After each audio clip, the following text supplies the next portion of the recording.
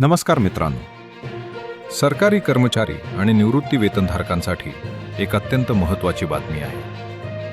अनेक दिवसांपासून ज्या क्षणाची तुम्ही प्रतीक्षा करत होता त्या 8व्या वेतन आयोगाच्या हालचालींना आता वेग आला आहे. येत्या 13 एप्रिल 2026 रोजी एक अत्यंत महत्त्वाची बैठक पार पडणार आहे.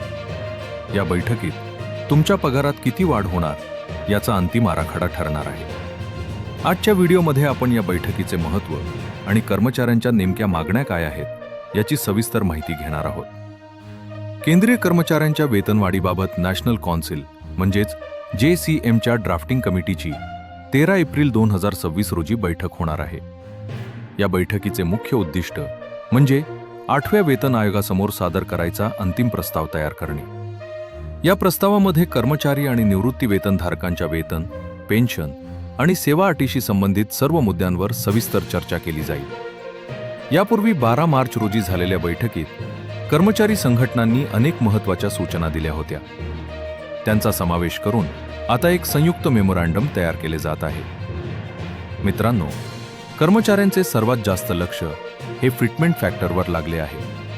सध्या कर्मचारी संघटनांनी हा फिटमेंट फॅक्टर 3.25 किंवा त्याहून अधिक ठेवण्याची जोरदार मागणी केली आहे. जर सरकारने ही मागणी मान्य केली तर कर्मचाऱ्यांच्या मूळ वेतनात मोठी वाढ होणार आहे.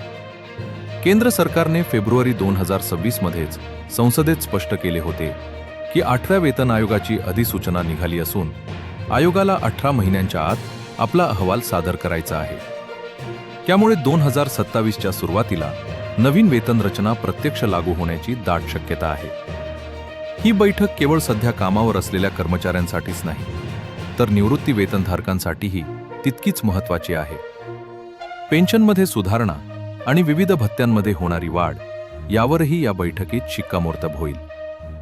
जर या प्रक्रियेत काही कारणास्तव विलंब झाला तर कर्मचाऱ्यांना 1 जानेवारी 2026 पासूनची थकबाकी म्हणजेच अरियर्स मिळण्याची शक्यता आहे. त्यामुळे हा प्रलंबित निर्णय लाखो कुटुंबांच्या आर्थिक नियोजनावर मोठा परिणाम करणारा ठरेल. थोडक्यात सांगायचे तर 13 एप्रिलची ही बैठक 8व्या वेतन आयोगाच्या संपूर्ण प्रक्रियेतील एक निर्णायक टप्पा आहे. या बैठकीतून निघणारा मसुदाच पुढच्या 10 वर्षांसाठी कर्मचाऱ्यांचे वेतन ठरवणार आहे. त्यामुळे संपूर्ण देशातील सरकारी कर्मचाऱ्यांचे डोळे या बैठकीच्या निकालाकडे लागले आहेत. या बैठकीबाबतचे सर्व लेटेस्ट अपडेट्स आम्ही तुमच्यापर्यंत वेळेवर पोहोचवत राहू. ही माहिती तुम्हाला कशी वाटली आम्हाला कमेंट्समध्ये नक्की सांगा.